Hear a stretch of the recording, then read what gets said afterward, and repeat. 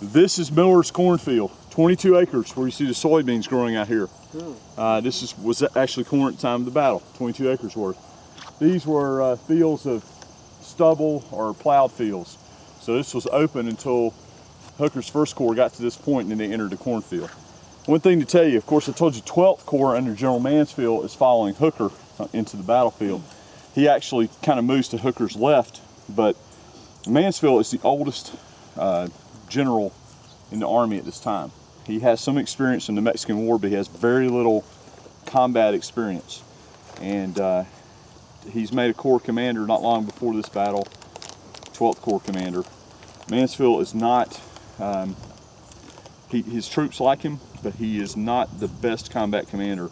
And he comes very far forward and is actually positioning his units. And there's a lot of confusion here because the 1st Corps and 12th Corps running together. In the midst of that confusion, Mansfield is shot by a Confederate. At first it was thought he was shot by his own troops, but he's actually shot by the Confederates. As I showed you, he's taken back to the George Lyon farm where he later dies of his wounds. Wasn't that one of the biggest flaws of McClellan? Like he didn't have his commanders like in sync with each other? Yeah, we'll talk about him later and about that same thing, but yes, there's a lot of criticism of McClellan about not having a very synchronized plan that was well understood by all his Corps commanders. Yes. And we'll talk about what his plan was, if he had one. He should have had one. He had the blueprint.